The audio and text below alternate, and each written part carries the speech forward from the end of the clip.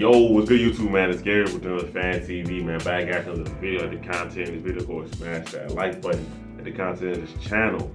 Go and subscribe, man. Look, so Ravens beat the Cowboys 28-25 in a game that they absolutely dominate for 3 quarters.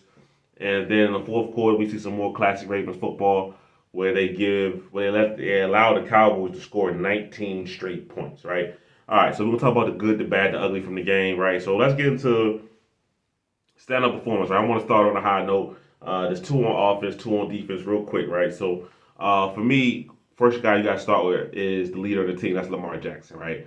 Lamar Jackson today was a really efficient, really smooth, really operated the offense really well today, right? It seemed like at every point in the game, he was in control of the offense, right? So even when it got down to clutch time, right? Beautiful out route to Zay Flowers, on time, on target. The only pass that I would say was really off target for Lamar Jackson was that Mark Andrews pass, right? He tried to throw it around a couple of defenders. It didn't work out. Okay? You run the ball. To seal the game.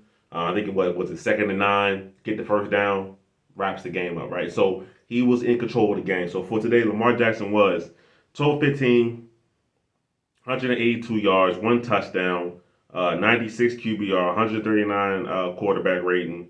Then you add on a 14 carry, 87 yards on the ground with another touchdown. So 2 touchdowns, 250, 260 plus yards of offense for Lamar Jackson. And he looked like the best player on the field today, right? Which 9 times out of 10 he usually is, right? So that's the kind of player he is. So Lamar Jackson really kind of dominated this game from the first to the third. He did make an interesting comment at the post game, when they interviewed him on the field about how he wished he would have kept the pedal to the metal and not got so conservative with the play calling. But we'll talk about that in a second, okay?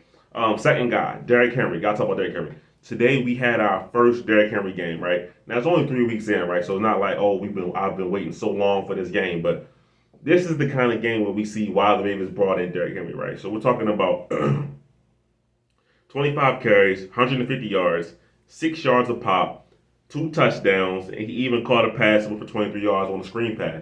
The Ravens, a notoriously bad screen team, actually completed 2 screen passes on back-to-back plays to Henry and Justice Hill. So that was nice to see. But Derrick Henry, he had a lot of success off the left side. The right side was still hit or miss.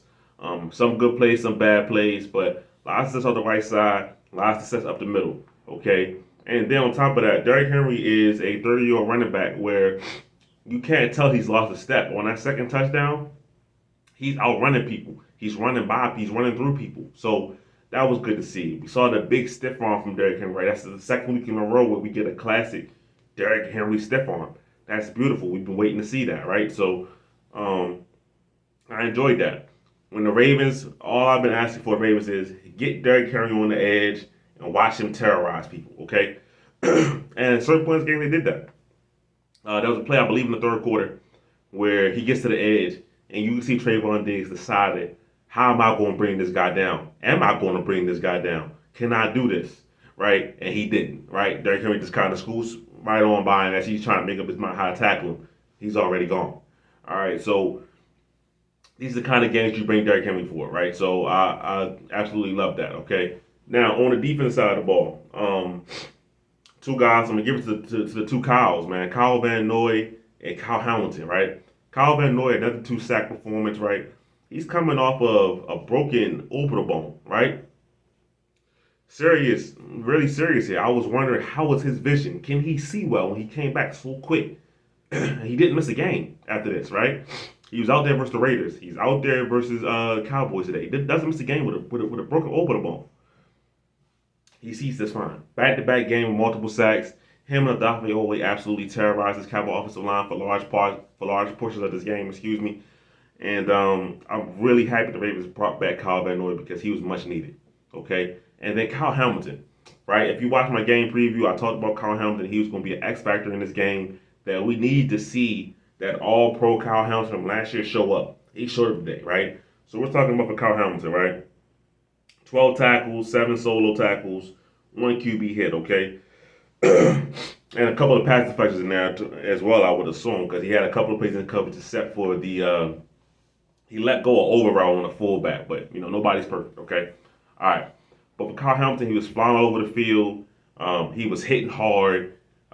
Previously in the previous couple of games, he was kind of favoring the shoulder. He didn't seem like he was going full tilt. Today, no, he was full tilt. I mean, it was one play where who does he hit? I can't remember if it was a running back or wide receiver, but they come around the edge. Kyle Hamilton lays him out. He takes his own helmet off. Right, he hyped. All right, he's coming around the edge, chasing Dak Prescott, bringing him down by the legs. Okay, Dak Prescott gets that pass off, but Kyle Hamilton is there. Um, his presence was felt all throughout this game, right? So that was beautiful to see. I really enjoyed that, right? So for the Ravens, this was a total team performance from quarters 1 through 3. So now we got to get to the bad and the ugly parts of the game, okay? Now, for the Ravens, this right here, even though there was some bad penalty calls, the Odafe Owe roughing the passer is a bad call. That's just soft. The NFL doesn't know how to officiate roughing the passer, and I didn't like the illegal contact call on Marcus Williams. All right, that gave them another first down to let the Cowboys back into this game. Even with that being said, the Ravens still end up with 13 penalties for 105 yards. Inexcusable. You're not going to win a lot of games like that. Okay. When you have over 100 yards in penalties in back-to-back weeks, because they had over 100 yards in penalties versus the Raiders as well. Okay. We can say yes, a lot of that came on that BS Brandon Stevens PI versus Devontae Adams. Doesn't matter. The Ravens have to be better now. They have to be more disciplined, right? Which is another thing that we talk about with a John Harbaugh team, right? John Harbaugh is supposed to be Mr. Discipline, but too many times undisciplined acts in terms of penalties haunt his teams, right? So that can't happen, right? That's the bad. Then the ugliest the part is we're gonna talk about that comment Lamar Jackson made at the end of the game, right? He's getting interviewed on the field. Okay, he says that, yeah, this is pretty much he's happy, this and that, but I wish we didn't get conservative. I wish we kept he said that the pedal to the gas, right? At the end of the game, right? To keep scoring, keep putting points on the board. That right there tells me everything I need to know. That's a John Harbaugh decision, right? I don't care about Todd Monkey. I don't care about Zach Orr. Because when Mike McDonald, Wink, everybody down the line was the DC, we went through that. When Greg Roman, Todd Monkey now, Cam Cameron, whoever, when they were the OC, we went through that. Okay? This is a staple of a John Harbaugh team. You throttle your opponent, you get up big, you let go. Your opponent comes back in the game, but since you already came down, you're not as intense anymore. It's hard for you to pick your energy levels back up, right? Now, some things don't go the Ravens' way, right? Now, Zay Flowers missed absolutely whips on the onside kick, right? He should have picked that up. He should have had that, of course, right? But if the Ravens keep scoring, if the Ravens keep dominating the Cowboys and don't settle, we're not even having this discussion right now, right? So for me, that's what it's about, all right? I'll watch the Saints, right? Saints struggled this week, but last week, the Saints hung up 44 points on this Cowboys team. The Ravens were well on their way to hang up 44 points on this team, but it said they stopped playing. Okay? And then on top of that, the Ravens do a lot of talking about what they're going to do, this and that. And the things that they needed to do, they didn't do. What am I talking about? Play action, right? We saw two highly successful play action plays that I can remember off the top of my head from this game, right? The fake toss to Kohler on the first drive of the game. No, fake toss to Henry, excuse me. Lamar Jackson rolls out, hits Kohler, 30 plus yards down the field. They run the exact same play again later in the game. They hit Bateman for about 15 yards. Those are really the only two true play action plays that I can really remember the Ravens running in this game. All right. We talked. They talked all this week about how we're practicing play action. It's going to be a part of the offense, this and that, and it's not there. All right. It's something that they need to learn how to do because when they do it, they're pretty damn good at it. But for some reason, they don't lean into it. All right. When you get into these games, when you get into these big leads, right? The Ravens too many times under John Harbaugh rest on what they have, and resting on what they have almost blew them the game. If the Cowboys weren't so bad today for the first 3 quarters, and the game was say 28-13. The Ravens lose this game today. And we're talking about an 0-3 start, right? Ain't no ifs and whatever, right? But at the end of the day, the Ravens have to be better. They have to close out games. The key word for this team was finish, and once again, they didn't finish. Okay, that's offensively. Defensively, we see that on the D line, right? We're still looking for a guy that can close out the game. I gave a lot of praise to this D line when it came to guys like Matabike, Van Noy, Odafe, right? Travis Jones, okay? Hell, Michael Pierce had a really, really good game today as well. Okay? But when the Ravens get into obvious passing situations on defense, they still struggle to stop people. For quarters 1 through 3, they were locking up the Cowboys, playing tight press coverage, not giving them any room to breathe. What do they do in the fourth quarter? They back off of that. Why? It was working the first 3, right? So the defensive line, let's get back to that point. They don't have that one closer that says, hey, look, that TJ Watt, that Myles Garrett, I know those guys are special Hall of Fame. Like, I get that. But the Ravens don't have a guy where the game's on the line. Hey, get the sack, wrap this up. They don't have that guy yet. All right, I want Odafe Oweh to be that guy. He hasn't been that guy. He's been good, right? Odafe Oweh is playing at a really, really high level, but I want him to close games. Second level, Roquan Smith just doesn't look good right now. All right, he had 11 tackles a day, 7 solo tackles, whatever. I would say this in terms of how they look, Trenton Simpson has looked better, right? I like what Trenton Simpson is doing out there, but when it comes to commanding that middle of the field where Roquan is supposed to be at, defending passes and coverage, he hasn't been there this year so far, right? I know a lot of people are talking about his weight and things like that. To me, he looked the same last year, right? Roquan always kind of carries, he always has like this kind of dad bod carry around, you know what I mean, bigger build, right? And he played just fine last year, so I don't know if it's a weight issue. I really don't. But he just doesn't look right. So I don't know if it's an injury or whatever, but he doesn't look right. Then we get to the secondary, okay? The secondary, once again, I thought Marlon Humphrey had a really good game. I can say what I want about him. I know Brandon Stevens had a really good game today. But when it comes to the fourth quarter and these guys back off, you allow easy completions to happen. When you need to stay in the Cowboys' face. The Ravens literally had CeeDee Lamb frustrated, cussing at Dak Prescott on the sideline because how they were playing defense on him. All right? And then on top of that, today, I want to say this. I'm proud of Nate Wiggins. You know, he got out there, he played, he was okay, but the Ravens left him too many times one-on-one on an island with one of the best receivers in the league. CeeDee Lamb is top 5. Why is your rookie in his second career game, because he missed the Ravens game, why is he out there one-on-one with CeeDee Lamb? Yes, you drafted him to do those things.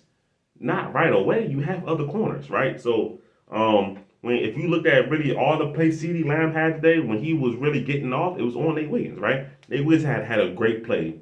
You know, the strip, beautiful, great play, right? Great instincts, but that's off a catch that he allows, right? No cornerback is going to be perfect. I'm not saying that. But the Ravens didn't do enough to help their young fella out. Okay? So, this should be a celebration, right? We should be celebrating a Ravens W that was like 35-13, maybe, right?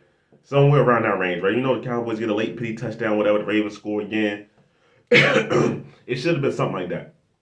But instead, we got to talk about how this team doesn't close, how this team gets penalties are very, very close to being in their own way and causing themselves to lose a game. Because if the Ravens go 0-3, this season has a very, very different tone and outlook to it, right? 1-2 still isn't great, but at least it's not 0-3. So, the Ravens aren't lucky to win this game because they were the better team today. But if they really want to be a team that can win the Super Bowl, that can do all these kind of things, they gotta beat teams while they're down. Continue to kick people while they're down. As crazy as that sounds, right? That's what the Ravens do. The Ravens are too nice to these teams when they're whipping on them. They say, okay, y'all done had enough. I don't gotta beat on you no more. Look, bro, you lost. And the other team like, nah, we didn't lose yet. It's still time on that clock. We can still come back. And 9 times out of 10, they do come back on the Ravens, right? Now it's just today the Ravens didn't completely blow the game, right? So, you know, this was a John Harbaugh special right here, right? Your team comes out fired up. They absolutely kill your opponent quarters 1-3. You get complacent. You allow your opponent back in the game, and then you try to ramp your energy back up, and you almost blow it. Except this time you didn't, right? So, listen, the Ravens win this game 28-3, right? 28-25, and a game that shouldn't have been that close. So am I happy the Ravens won? Of course, you want team to get the W's, things like that, but they can't keep doing this because as we saw versus the Raiders, you won't always get away with this, right? And something that I didn't even bring up that we should talk about is that Justin Tucker is severely lacking with confidence right now because the leg power is still there, the kick strength is still there. All his 50-yard attempts, they're going well past 50. I mean, today was the 46-yard that he missed, but he's not playing with confidence, and that's a problem for the Ravens, right? Because he's one of their weapons, right? So, but give me your thoughts, give me your comments down below, man, about this game. When you beat a team 28, when you're beating the team 28-6, you think you're going to have a more positive outlook. Then you look up at the end of the game, you only win that game by 3 points, right? So it kind of dampers the mood of the video, right? But we gotta be real. We gotta be honest about the performance, okay? The Ravens can't keep giving 75% worth of effort and think that they're going to win all of these games. But that's my thoughts on it, man. Give your thoughts in the comments, man. It's Gabriel. This is on Fan TV. I'm out.